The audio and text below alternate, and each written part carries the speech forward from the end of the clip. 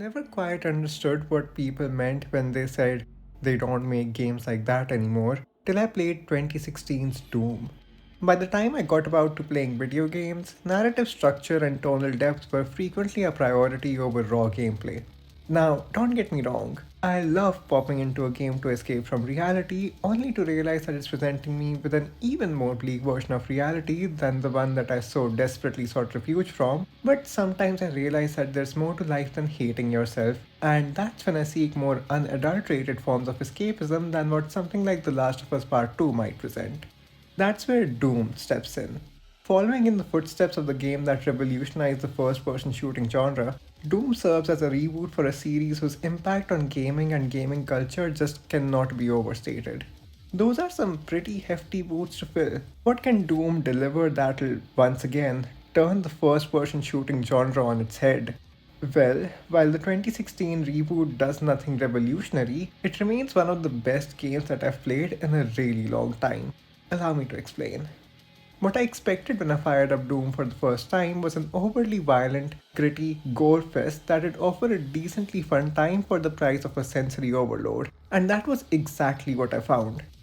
What I didn't realize was that I was going to fall in love with the feeling that accompanied the sound of Doomguy's chainsaw cutting through demon skin like paper. Here's the thing, when you adopt an overly cynical lens to look at gaming and modern gaming culture through as I do, you forget what drew you in the first place. Now, this will probably be different for everyone. Some might have been drawn in by the unique way in which games can facilitate storytelling, while others, like me, might have jumped at the opportunity to just turn their brains off and be someone else for a while. And that release is exactly what Doom provides so well. When you're playing this game, you aren't some puny mortal bound by needs of sustenance and held back by petty restrictions like gravity. You're the Doom Slayer, Bane of Demons, your sole purpose being to rip and tear until it's done. The gameplay of Doom fulfills a power fantasy that few other games can so much as hope to deliver on. The movement shooter gameplay is refined to near perfection in this game. Gliding across the battlefield as a Slayer, you feel light on your feet and ready to deal with any threat at a moment's notice. Somehow, that doesn't underlie the weight of each of the guns in your arsenal, or indeed, the Slayer's own rather impressive proportions that are on full display when you glory kill the poor grunt standing in your way. There's so much fun to be had here as you run around the battlefield, shooting at demons left and right, making split second decisions on what weapon best suit the situation you're in. The breakneck speed at which the game moves is only sometimes interrupted by the pesky demons hidden right out of view that prevent you from advancing. But when you're in the thick of it, there's a lot of stuff to manage. Are you going to take the big demon out with the gauze cannon? Or are you going to whittle it down to glory kill it for some health? Or is it a significant enough threat for you to one-shot it with your chainsaw and get some extra ammo at the cost of fuel? Determining the optimal strategy for taking out a room of demons, methodically taking out the greatest threats first and working your way through the rest while being mindful of your own coffers is exhilarating. The meta is great, but the moment to moment gameplay is where the game really shines. Weaving through the giant environments, using the plentiful guns and weapon mods at your disposal feels amazing, and it's a feeling that's maintained throughout the runtime of the game. I'll be honest, I would generally try to scrutinize the story of this game, but I wasn't really listening when any of the cutscenes played out.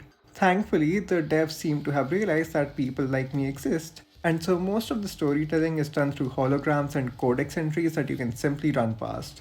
The long and short of it is that you're at a facility that was harvesting energy from hell, but one of the officials was lured in by some kind of demon, and now the demons have overrun the facility. While I didn't engage with the story directly, it served as a great propellant that sent me across a range of different environments. There's battles to be fought in all sorts of places, whether it's the tops of bridges in an intact facility, or the cooling pipes of a destroyed one, or even the literal depths of hell itself. The game switches things up with each chapter, even adding gameplay complexities like jump pads and portals for you to use. The arenas that you fight in feel distinct, with some providing more cover than others, or maybe having more verticality to take into consideration. Each of the levels also contains a good number of collectibles and secrets that you can try and find.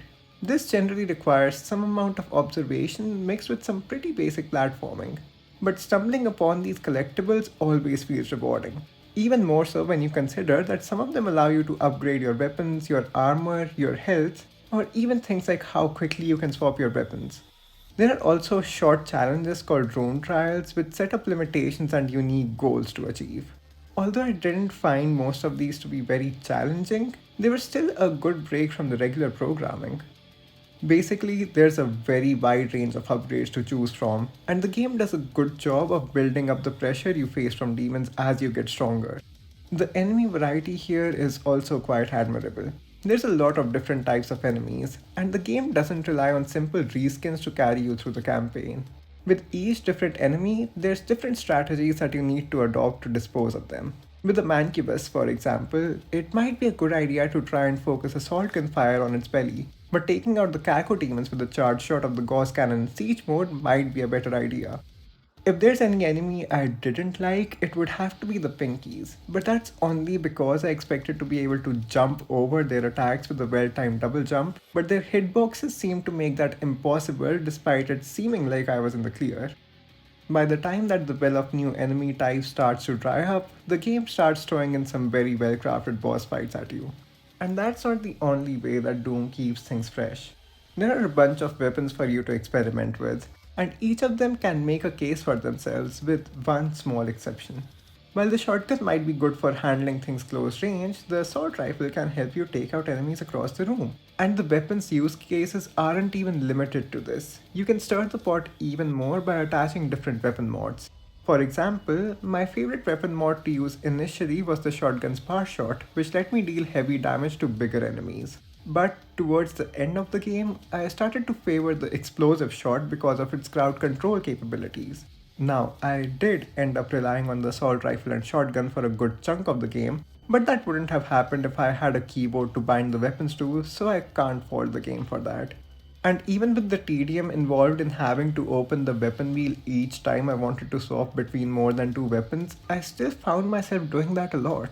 If that doesn't speak to how great the weapon variety is in this game, I don't know what will. Back to the exception I was talking about for a second. I found the rocket launcher to be pretty redundant. It just didn't pack the punch that I was expecting it to, and the Gauss cannon was a much more capable replacement. I didn't use the chain gun much either, but I can at least see its utility in the Slayer's arsenal. The rocket launcher, not so much. Apart from the guns, your toolkit also consists of the Slayer's guns, his chainsaw, and some throwables. Glory killing enemies drops health, but the amount is fairly low, so you might want to forego that, were it not for the many glory killing animations there are and how cool they all look. The chainsaw is used for splitting demons in half and getting ammo out of them, but what I loved to do was revving it up as I ran around pointlessly. Finally, of the three throwables on offer, I mostly relied on the plain old frag grenades, but the siphon grenades did come in handy when I was exceptionally low on health in some of the more hectic firefights. This game also has a bunch of different power-ups littered around fight zones for you to pick up, and if you thought that the Doom guy was overpowered, wait till you see him with the Berserk power-up. Overall, there's a lot of tools at your disposal, and the sense of empowerment that this game relies on comes more from your own competence in utilizing these tools rather than from the tools themselves. But I cannot, in good faith, call myself a catty gamer and not complain about the game. The only real issue I have is with how samey the environments get after a while. But again, the game does change things up quite a bit by sending you to hell a few times, and any radical change in the environments would completely contradict the game's narrative, so I don't think this complaint is justified. I suppose the only other thing is that the game isn't very difficult at all, and upping the difficulty just turns enemies into damage sponges without forcing you to radically improve how you approach combat. Other than that, I guess that the aim assist being on by default is a problem. Look, I'm trying really hard here, but any negative things that come to mind are either entirely inconsequential or a direct result of what the game was going for. It's hard for me to even imagine how it improved upon the formula for the sequel, but by all accounts, they seem to have done just that. When I was about halfway through my playthrough of Doom, I made the mistake of checking out the game's review averages from when it originally released. To my surprise and chagrin, the game got 7s on launch. Situating these reviews in the context of 2016 gaming culture, though, I see why that might have happened. There had been such an emphasis on stories told through video games that the raw appeal of something like Doom was grossly underestimated by reviewers at the time. Nowadays, I feel like we're seeing a trend towards devs prioritizing gameplay once more, particularly with the indie scene flourishing as it has in recent memory. What makes a Doom reboot so great is how it doesn't take itself too seriously, how it focuses on the moment to moment gameplay instead of trying to spur some existential debate. That's not to say that narrative heavy games are bad though, they certainly have their place. But I'm all for a re-emergence of games that fundamentally feel like video games, where ammo pickups and power-ups are thrown haphazardly across the map, and where you can just put your earphones in, play your favorite music, and get right into some demon killing action.